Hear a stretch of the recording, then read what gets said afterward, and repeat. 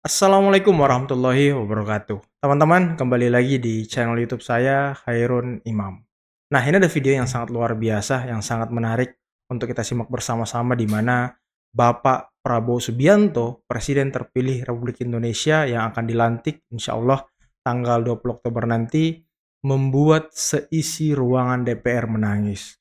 Utamanya para hakim yang memang tengah melaksanakan rapat dengar pendapat dengan DPR RI, teman-teman ya.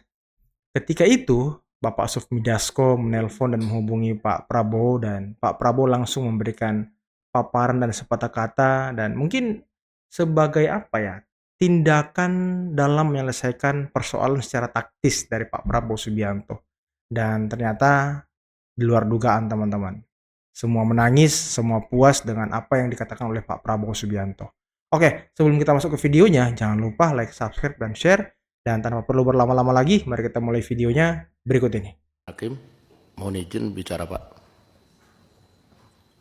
Ya, bismillahirrahmanirrahim. Assalamualaikum warahmatullahi wabarakatuh. Salam warahmatullahi. Salam sejahtera kita sekalian. Shalom, Om Swastiastu. Saudara-saudara sekalian, saya diberitahu oleh Profesor Dasko bahwa ada pertemuan antara saudara-saudara perwakilan dari para hakim dengan pimpinan DPR. Saya memang menaruh perhatian yang sangat besar sudah sejak lama terhadap para hakim. Saya berpendapat bahwa yudikatif kita harus sangat kuat dan karena itu dari dulu pendapat saya, saudara boleh cek di semua pidato saya, di berbagai juga tulisan saya, saudara bisa dipelajari rekam saya, rekam jejak ucapan-ucapan saya. Saya sangat berpendapat bahwa para hakim harus diperbaiki kualitas hidupnya dan harus dijamin supaya para hakim itu sangat mandiri dan bisa menjalankan tugas sebagai hakim dengan sebaik-baiknya. Karena itu dari dulu rencana saya ingin memperbaiki remunerasi penghasilan para hakim supaya menjadi sangat baik gitu. Itu pandangan saya dari dulu dan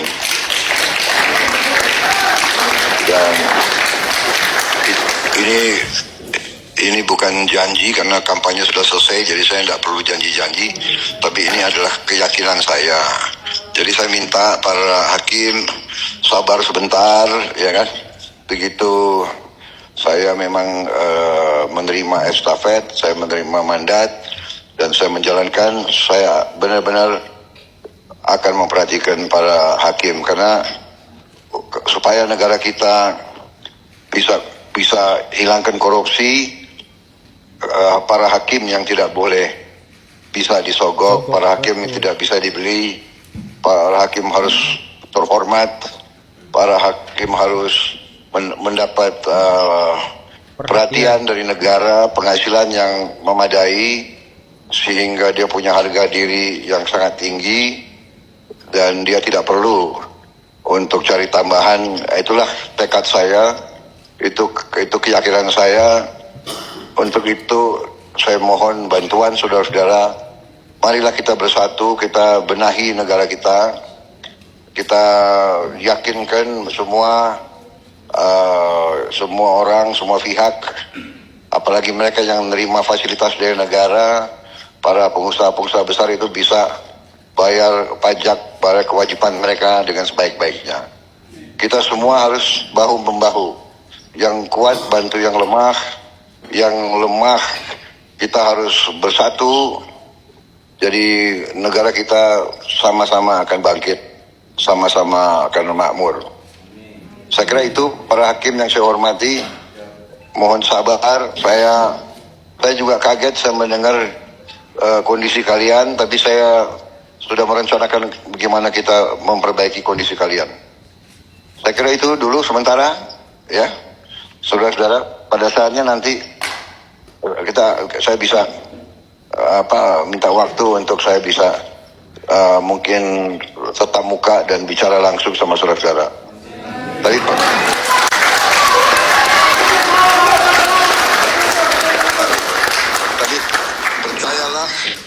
percayalah bahwa kunci dari negara yang maju, dari negara yang baik, dari negara yang bebas korupsi, kuncinya adalah hakim-hakim harus tidak boleh dibeli orang. Karena itu hakim-hakim harus kuat dan kondisinya harus yang baik, yang terbaik yang bisa kita bikin.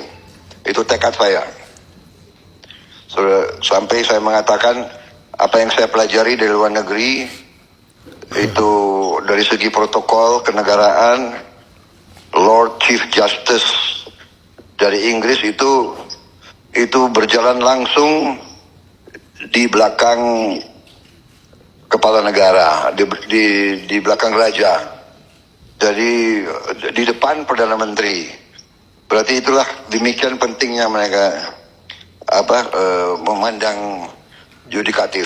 Jadi demikianlah, marilah kita sama-sama memperbaiki negara kita. Terima kasih. Wassalamualaikum warahmatullahi wabarakatuh. Izin Pak. Terima kasih Pak. Saya lanjut mimpin Pak. Makasih Pak. Makasih. Menarik ya. Nah, itulah tadi teman-teman ya, tekad dan komitmen dari Bapak Prabowo Subianto terkait dengan kesejahteraan hakim ya. Ini seperti dengan kampanye beliau dan juga ketika di debat Capres, kalau teman-teman ingat, Pak Prabowo juga mengatakan bahwa dia akan memperbaiki kesejahteraan hakim, yudikatif dan lain-lain sebagainya teman-teman. Agar hukum kita tidak dapat dibeli, agar koruptor-koruptor ini tidak dapat membayar hukum, koruptor-koruptor ini tidak dapat membeli hakim, para penjahat-penjahat yang ada di negara kita tidak dapat membeli hakim teman-teman. Untuk apa? Tujuannya ya untuk meringankan vonis-vonis mereka teman-teman. Nah, semoga Pak Prabowo bisa menjadi penengah ya, menjadi jawaban bagi para hakim yang sedang menuntut kenaikan upah ini teman-teman.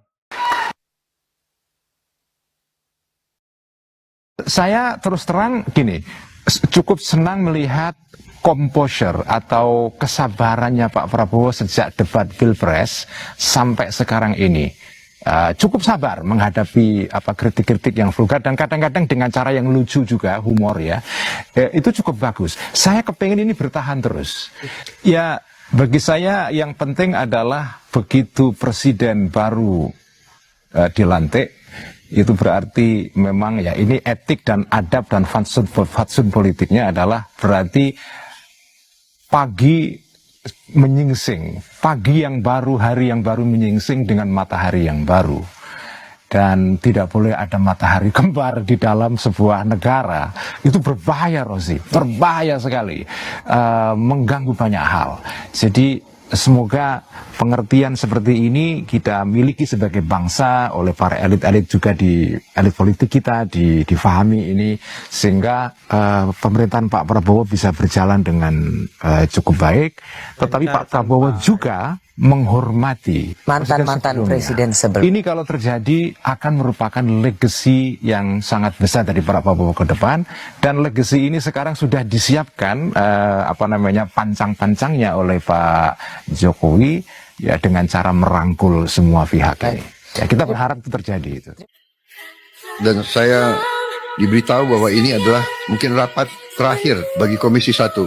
Tetapi kita juga perlu mengerti bahwa pertahanan ini terlalu penting untuk kita bahas secara terbuka. Untuk itu saya ucapkan permohonan maaf saya kepada media yang sering harus menunggu di luar pada saat kita membahas. Saya juga mohon maaf apabila dalam pekerjaan saya selama 5 tahun sebagai Menteri Pertahanan ada sesuatu yang mengecewakan saudara-saudara kalian. Tetapi saya ingin saudara-saudara yakin bahwa niat saya semata-mata adalah untuk menjaga kepentingan dan kedaulatan bangsa Indonesia. Dengan demikian, saya mohon diri kepada saudara-saudara, atas nama seluruh Kementerian Pertahanan Republik Indonesia, kami mohon diri, kami mengucapkan selamat penghargaan atas pengabdian Bapak-bapak Ibu-ibu sekalian. Mudah-mudahan kita terus akan bekerja sama untuk bangsa dan negara kita dengan Kementerian Pertahanan. Terima kasih. Semoga Tuhan Yang Maha Besar senantiasa menyertai Bapak-bapak Ibu-ibu dalam pengabdian Bapak-bapak Ibu kepada negara dan bangsa. Saya ini generasi yang suka bertengkar, pemberontak juga. Ini gara-gara suka dengar pidato Pak Prabowo juga dulu. Ada masalah besar di depan kita, jangan lagi bertengkar. Itu tidak gampang, Pak, dan jangan dianggap main-main. Kita sebagai bangsa ini punya catatan. Pak Prabowo tadi juga mengatakan kita kurang menghargai orang dan sebagainya, ada catatannya. Bahkan saya mengatakan, saya melihat di dalam sejarah dari generasi ke generasi kepemimpinan terputus. Bahkan sisa-sisa kerajaan kita hilangkan. Kemarin saya lihat ada riset di media tentang kenapa sisa Belanda di Indonesia nggak ada. Bahasanya tidak dipakai. Padahal katanya menjajah 350 tahun. Putus. Orde lama ke orde baru, putus. Presidennya juga dalam pesakitan. Orde baru, putus. Kita mau menghapus seolah-olah Pak Harto, Bung Karno nggak ada jasanya. Kepemimpinan seterusnya juga demikian, putus. Bahkan sekarang dalam situasi kebebasan ini, kita mengentertain kebebasan untuk melanggengkan konflik. Tetapi Alhamdulillah, Pak Prabowo dan Pak Jokowi bersatu dalam satu kekuatan, kemudian mencoba menyatukan elit Indonesia. Ada masalah besar di depan kita, jangan lagi bertengkar. Mari kita song-song masa depan Indonesia dan kesempatan Indonesia menjadi bangsa besar. Jadi koalisi Pak Prabowo dengan Pak Jokowi bukan insiden. Dia adalah monumen yang harus dirayakan dan dipertahankan. Saya ini generasi yang suka bertengkar, pemberontak juga. Ini gara-gara suka dengar pidato Pak Prabowo juga dulu. Tapi sebagai generasi muda saya juga ngeri juga. Kalau kita mengentertain pertengkaran ini terus-menerus secara dangkal, orang lain sudah kemana, kita akan kemana. Karena itu saya ingin Jokowinomics adalah Prabowonomics. Karena rekonsiliasi telah terjadi. Nah teman-teman, itulah tadi beberapa video yang bisa kita simak, yang bisa kita saksikan pada kesempatan kali ini, dan sangat luar biasa. Itulah yang saya selalu katakan, bahwa salah satu pemimpin atau tokoh politik di Indonesia yang omongannya itu dari dulu hingga sekarang selalu sama dan beliau selalu memegang omongannya, itu adalah Bapak Prabowo Subianto. Bisa kita ingat, bisa kita flashback sedikit ketika debat Capres kemarin terkait hukum dan HAM dan korupsi kalau nggak salah teman-teman ya. Pak Prabowo itu selalu menekankan untuk memperkuat yudikatif dan mensejahterakan hakim dan lain sebagainya. Karena apa? Karena kan kasus-kasus yang ada di Indonesia yang selalu disuap itu adalah hakim yang mengadili sebuah perkara. Dan kalau Pak Prabowo dan negara kita bisa mensejahterakan hakim, bisa membuat hakim-hakim ini tidak perlu mencari tambahan di luar seperti kata Pak Prabowo tadi, ya udah semua sudah beres teman-teman. Karena ketidakadilan yang ada di negeri ini itu berawal dari putusan-putusan yang tidak pro dengan rakyat. Putusan-putusan yang berat sebelah lah kalau kita bilang teman-teman ya. Putusan-putusan yang bisa dibayar dan dibeli oleh orang-orang tertentu yang punya duit, yang mungkin seperti koruptor, seperti kasus yang kemarin yang meninggal. Itu kan bisa dibayar teman-teman hakimnya, divonis bebas dan segala macam. Ini kan karena faktor hakim yang mungkin kurang sejahtera. Begitupun dengan dunia pendidikan. Mungkin saja generasi-generasi anak-anak kita ini kurang berpendidikan dalam tanda kutip ya, karena kesejahteraan guru yang kurang diperhatikan teman-teman. Kalau kesejahteraan guru sudah diperhatikan, mereka sudah hidup enak, dia akan bekerja dengan ikhlas, tulus, mendidik generasi-generasi penerus Indonesia, mencetak generasi-generasi unggul tanpa adanya contoh kasus lah, misal anak murid yang kurang ajar ke gurunya, orang tua murid yang melabrak gurunya. Ini kan hal yang tidak elok yang kita saksikan di negeri ini teman-teman. Oke, mungkin cukup sekian dulu video kali ini. Jangan lupa teman-teman like, subscribe, dan share. Akhir kata, billahi taufiq wal hidayah. Wassalamualaikum warahmatullahi wabarakatuh. Bye bye.